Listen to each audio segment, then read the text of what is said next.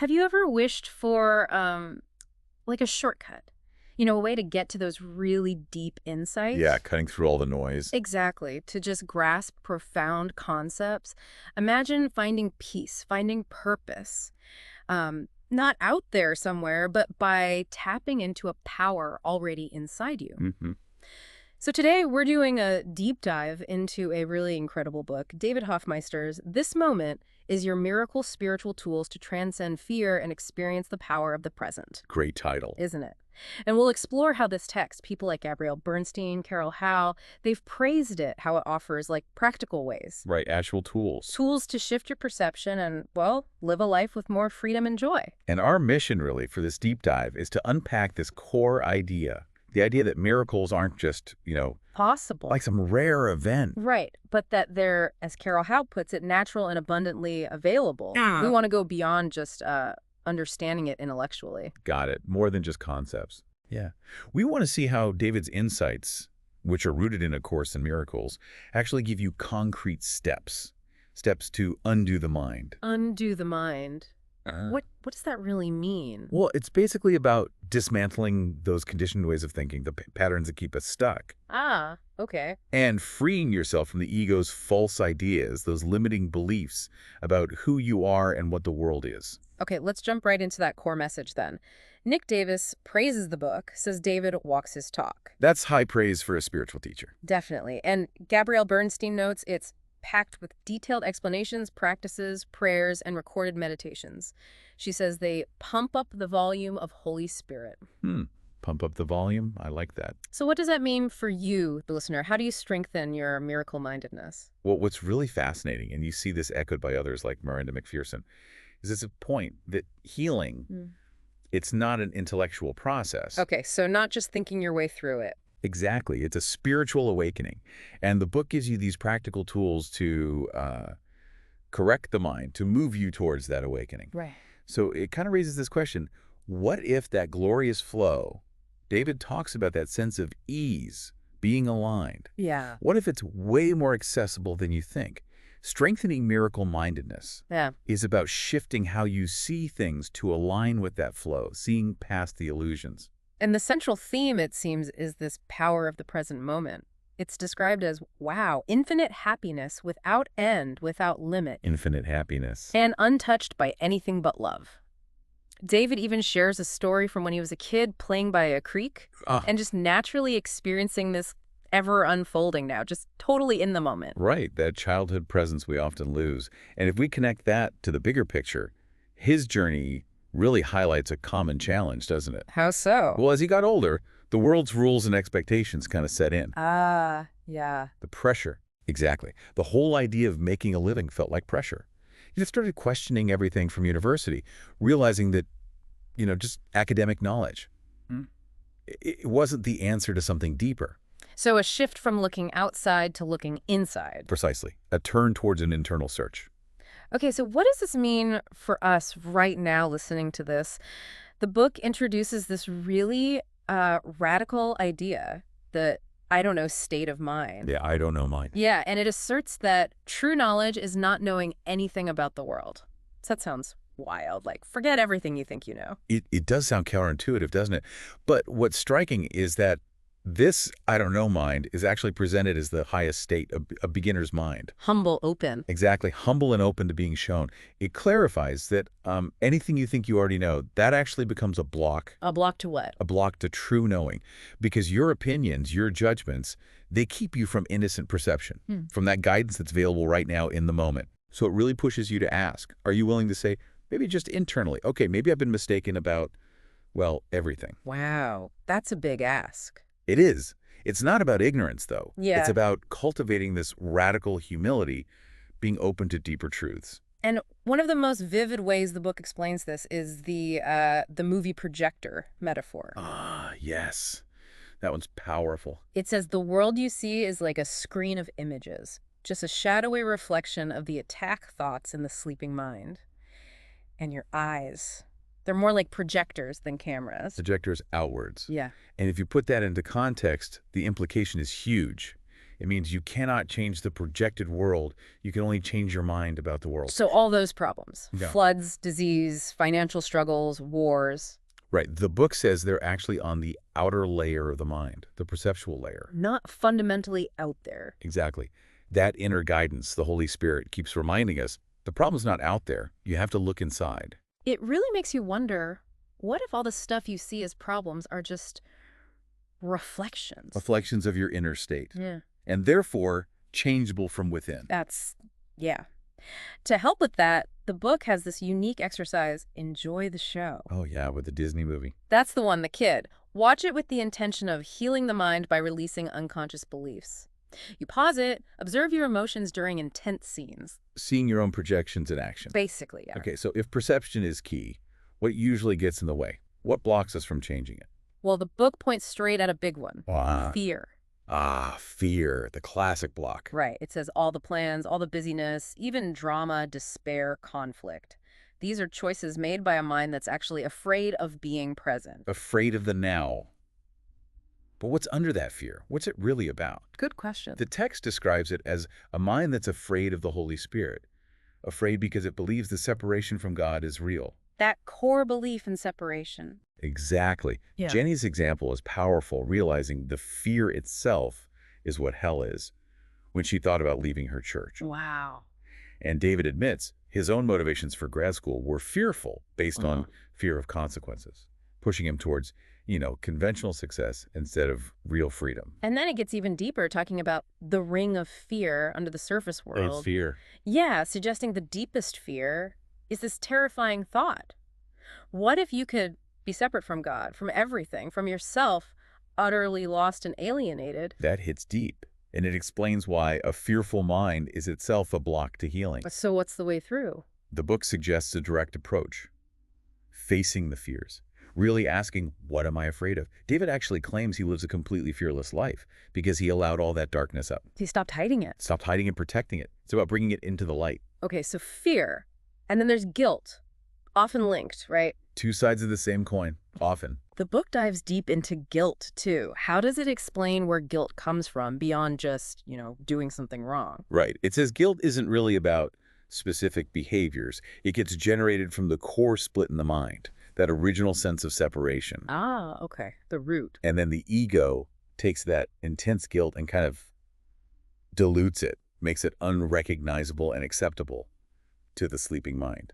Like mixing poison with the whole ocean, the book says. So it's spread out, harder to see. Exactly. Yeah. And if you connect that idea, it implies that our beliefs in, say, hell or the devil or some dark force, these might actually be projections of our own unconscious guilt. Projecting the darkness outward. But the book's divine logic, its spiritual reasoning, starts from a totally different place. You are whole, you are complete, you are innocent. That's the starting point. That's the premise. So it makes you ask how much of the guilt you feel actually comes from beliefs the ego just made up to keep you feeling separate. David shares a really powerful story about his dad, doesn't he? Yes, the one about forgiveness. When his father expressed remorse, David's response was unexpected. He said, "That is nonsense. You did the best you could do, and I did the best I could do. This game is over now." Releasing the whole story. Yeah. He realized God creates us as spirit, not in these roles like mother, father, sister. And by forgiving the belief in roles, their relationship just lit up. Wow, forgiving the roles. That's Yeah. profound. And it leads right into that exercise, looking at guilt from blame to innocence. Right. It gets you to look at a situation and ask yourself, if being right means that you will be unhappy, do you still want to be right? Ugh, that's a tough one. It really is. But the insight is that accepting your innocence releases both of you from guilt. And get this, only by giving away that which you want for yourself can you escape from guilt. Giving away innocence to receive it. Essentially, yes, you extend the innocence you want to experience. It's a radical path to freedom. Okay, so we've looked at perception, fear, guilt. How do we actually move beyond these blocks? How do we get to liberation? Well, a huge step the book emphasizes is finding true guidance. True guidance, not just our usual planning. Exactly. It contrasts our typical human doing all the planning, the busyness, with true being. It states flat out, peace of mind can only come when we have reversed this habit of deciding first, then asking for guidance. So ask first, then act. Or maybe just be. More like be open first. A key point here is cultivating that childlike state of not knowing. That scene is crucial for hearing the inner voice, the spirit's guidance. Like Jenny's experience. Right. Feeling her mind was a maze and needing capital H help from God. It's about surrendering that tight grip of control. So are you willing to stop trying to figure it all out by myself, as the book puts it? Yeah, and be led like a child on a trust walk. That's the invitation. And that trust walk, it seems, leads naturally to acceptance. Acceptance. Not resignation, though. Right. The book uses pollution as an example. It says it's entirely neutral until we judge it. If you only accept the positive, your life just becomes this emotional yo-yo. Up and down, heartbreak and happiness. Yeah. So broadening that out, conscious acceptance means allowing things, external conditions, to just be as they are. Without fighting them. Right. Understanding they are not the real problem. The book asserts that everything works together for our good, even if our ego mind can't see how. Even the stuff that looks bad. Even then. It might be redirecting you, teaching you something. There's even an exercise to help let go of the idea that happiness comes from getting your specific desired outcomes. Letting go of control again. Okay, now here's something really interesting. Private thoughts. The myth of privacy. The book says our thoughts alone make up the whole seemingly private world we see. It challenges our whole value system around privacy, autonomy, and independence. Calls them unreal concepts. That's radical. It makes you think, what if the whole human condition is based on this pretense? Pretending we have these separate private minds with private thoughts. And a core private thought. According to the book, it's, I am separate from God. That single thought, held privately, is what marks the birth of a belief in time and projects a whole world. Wow. Projects the whole thing. Yeah. So it suggests the only way to reach the real you is to drop the mask, let go of the personality role you play. Like that monastery guideline. No private thoughts. Exactly. That level of transparency is what leads to freedom. And this ties into people-pleasing too, doesn't it? It does. The book calls people-pleasing a bargain with reality. A bargain. Yeah, a way to avoid conflict, but it actually keeps these negative emotions alive under the surface. Instead, it encourages this refreshing courage of honesty. Speaking from the heart. And cultivating true empathy, which isn't just joining somebody in their misery. The book calls that joining in error. Okay, what's true empathy then? It's connecting to the underlying innocence, the truth in the other person, not just sympathizing with their perceived problem. Got it. So let's talk about how all this plays out in relationships. They're so central for most of us. Absolutely. And the book challenges the common view, relationships as a way to fill some emptiness inside. Whole inside. Right. Which, as the book points out, often just leads to disillusionment. Been there. Haven't we all? But what's fascinating is the potential here. Relationships can be a tremendous mechanism for healing. How so? They offer countless opportunities to take projection back. Every time you feel irritated, annoyed, triggered, That's an opportunity. that's a mirror, an opportunity to see what's in your own mind. The book details this shift from a special relationship, ego-based, focused on getting needs met, Yeah. to a holy relationship, where the purpose shifts entirely, Yeah. from gratification to peace of mind and shared awakening. So the question becomes, are you willing to use your relationships, even the tough ones, for that kind of deep healing? Exactly. The book uses this really vivid image of professional tango. Oh, right. The drama and passion. Yeah, showing how the drama and the trauma of special relationships can flip so fast from passion to hatred when the ego feels exposed. It's intense. A reminder, too, that what you say to your brother or sister is what you yourself most need to hear. Ouch. That one hits home. Doesn't it? Yeah. And if we connect this to the bigger picture, when you do invite the Holy Spirit, that higher purpose, into a relationship, it can actually get very intense. More intense. Why? Because the ego does not like the new purpose. It fights back. Yeah. There's that powerful story of the hospice minister. The one with leukemia. Yes. He was guided to forgive his sister after years of silence.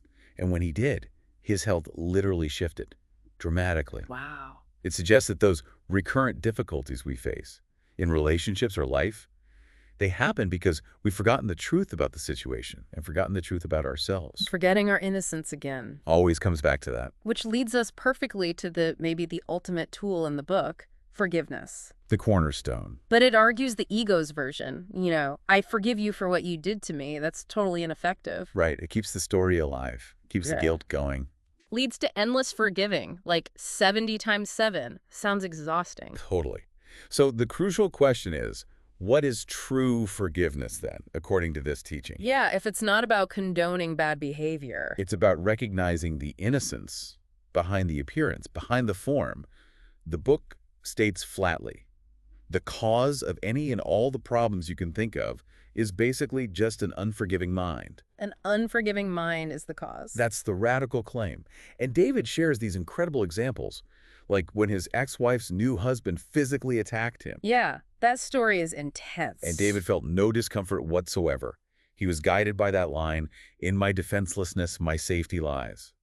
And it led to this profound instant healing just by shifting his mind. by choosing forgiveness over defense. And then there's Lisa's story. Her sister was murdered, Unimaginable. and she chose to testify for the accused murderer, not saying what he did was okay, but representing forgiveness and innocence. That takes incredible strength. She even saw Jesus on the wall, felt this deep love when she met the man later. It's about seeing the truth of Christ in each other, like Mother Teresa taught. Wow. It really pushes the boundaries of what we think forgiveness is. And what's so striking is this core idea. We are never actually upset by behavior. Never. We are upset by our interpretation of behavior. Ah, the interpretation again. Always. Which means, paradoxically, the biggest jerks in your life, they might actually be doing you a huge favor. A favor? How? By acting out your unconscious guilt, bringing it to the surface so you can finally see it and release it. So forgiveness is really about cleaning up our own minds. Exactly. Seeing what is in our mind and then releasing it. It's called our soul function, the path to a happy dream, a state of non-judgment. So wrapping this all together, this deep dive shows that true giving and true service isn't about doing stuff in form. It's an experience with the Holy Spirit. Right. And that teaching from the Course. To have, give all to all. That sounds paradoxical, too. Give everything away to have everything. How can you have more by giving all when the world teaches scarcity? Right. But think about David's example of just grocery shopping. Right. It transformed from a tedious thing into holy encounters, opportunities to smile, connect, talk to people. He had all the time in the world. Just by shifting his purpose for being there. Extending joy, connection, regardless of differences. Yeah. Whether someone's an atheist, a scientist, a Matrix fan, it doesn't matter. It's about letting the Spirit use whatever words are needed to bridge those apparent divides. And that is where you experience home. That inner sense of peace, belonging, right here, right now. So we've really explored how this moment is your miracle isn't just a nice phrase. It's about actively unlearning. Unlearning fear, guilt, separation. And choosing moment by moment to live from that place of guidance, trust, acceptance. It's all about transforming perception. Realizing the problem is not out there, you have to look inside. Yeah. And this dive really reveals that forgiveness truly is our sole function, our only gift to the world. It's an ongoing adventure. Definitely. Releasing those false images, that false identity, until you experience that heaven is here and it is now. The divine fiesta, as the book calls it, peace and laughter. So as we finish up, it really leaves us with a powerful question to consider, doesn't it? If the book's right, if our perceptions truly paint our reality, what single private thought, what hidden belief about separation or lack are you willing to bring out? Bring into the light. Yeah. Expose it, release it to that inner wisdom, the Holy Spirit right now, and just start painting your own miraculous reality.